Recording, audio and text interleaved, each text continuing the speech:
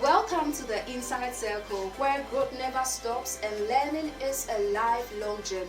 Here, we believe that there's always more to understand, more to discover, and more to apply to make our lives richer, better, and more meaningful. Get ready for an excitingly insightful experience that will inform, inspire, and empower you. Don't forget to like, subscribe, and share because wisdom grows when it is shared. Welcome to the circle. Hello family, it's an all new episode and this episode promises to be very interactive. I have all your questions here, all the questions you have in your minds to ask your physiotherapist. I have them all here. So just stay glued to your screens and enjoy this episode. In this episode, we are going to find out how accessible physiotherapy is. I'm still here in the studios with my guest, Mr. Da Silva Nana Etiba. Stay tuned. All right, so quickly, I want to ask, there are a lot of people that probably visit the doctor and they are asked to go and see a physiotherapist, and then they are wondering, hey, how is physio going to be like? Because they've heard all kinds of things. There are a lot of misconceptions, no pain, no gain, hey, you cry, or all of those things. So what should someone expect during their first physiotherapy session? Right. Thank you. It's great being here again. About whether you cry or not, it's still a possibility because different conditions require different measures, right?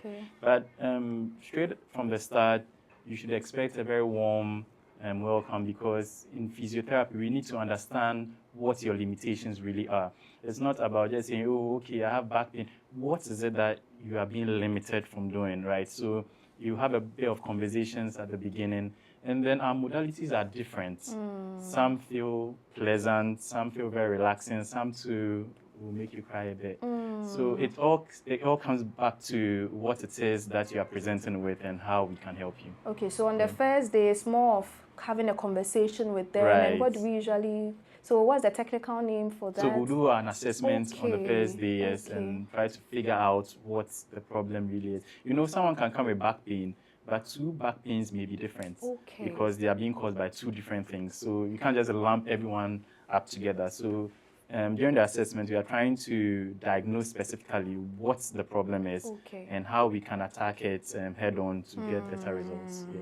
Okay, that's great. Right. So if you're out there and you are still scared of that first physiotherapy session, come off that fear and go and see a physiotherapist. They are going to have a conversation with you, and based on what you are presenting with, then they know how they can help you and help you very well. So we want to find out, how accessible is physiotherapy in Ghana?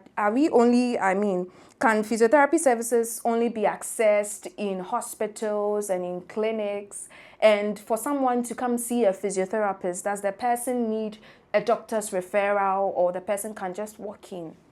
Okay, so gratefully, the health face of Ghana is evolving in the positive direction. So we find ourselves in a time where the MDT is taken more seriously. So people... Please, what's MDT? My viewers are lay people. They don't understand MDT. So in simple terms, it's the appreciation of the different disciplines of medicine. Right? So that health is not just about the doctor and the nurse anymore. People are beginning to appreciate the other, the allied health professionals. Yeah. So is it accessible? Physiotherapy is very accessible. Right now in all the regions, at least all the regional hospitals in Ghana, you meet a physiotherapist. There are many private physiotherapy clinics and all that. And you don't necessarily need to be referred from a doctor. However, it's a matter of policy. Many times, if you want to benefit from insurances, you need a referral from your doctor. But if that's not a limitation, you can always walk into and see a physiotherapist. So in some facilities, once you have the money, you can see a physiotherapist. Yes, if you have the money, you can just walk in. And even we have physiotherapists that do home calls. So physiotherapy is not only reserved or confined in the walls of hospitals, but as well, if you can't come to the hospital and you need that one-on-one treatment, then you could always call your physiotherapist. And Police Hospital has one of the finest physiotherapists, so he can always link you up. Right. All right. So our final question for this episode, which is very dear to me, very, very dear because I'm a physiotherapist, and I want our viewers out there to know.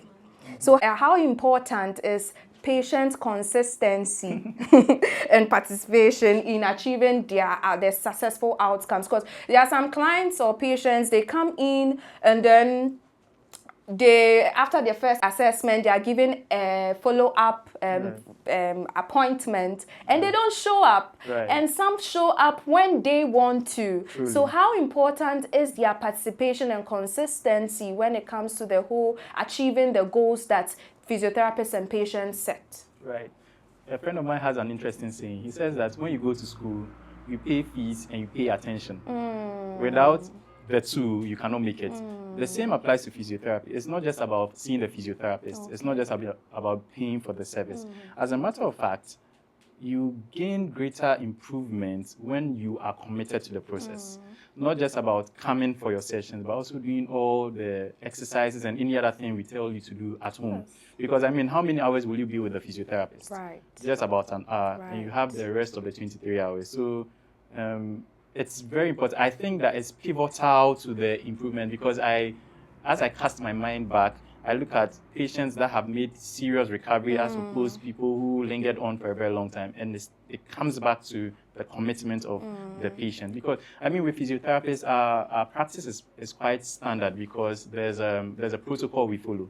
So one physiotherapist may not be extremely different from the other in terms of the modality, right?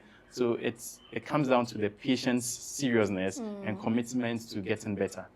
Yeah. So to our viewers out there who say, oh, I've been going for physiotherapy for so long and then it's just not working, check your consistency level, check your participation level. Because I always tell my clients or my patients, as Mr. Da Silva said, or PT Da Silva said, how many hours are you spending? And even if we are saying that, okay, come 3 times a week or something, 3 out of 7 days, it means you still spend 4 days away from us. So you have to be serious. So if you are not serious, you will not see the improvement. So be sure to participate in whatever is going on so that we can all achieve the goals that we have set. Yeah. So clients must appreciate that sometimes physiotherapy takes time. Sometimes that lack of patience that make people stop before because, for example, if you've come down with a stroke, it's such a serious condition that you may not recover in the first week or the second week. Some people have been at it for I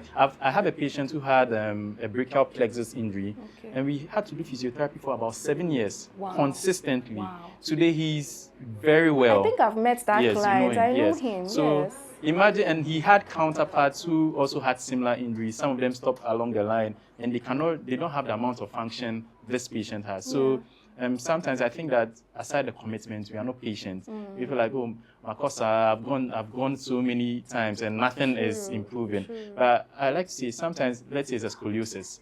It took you about 20 years to get that kind of deformity in your spine. It will not go away in 2 weeks.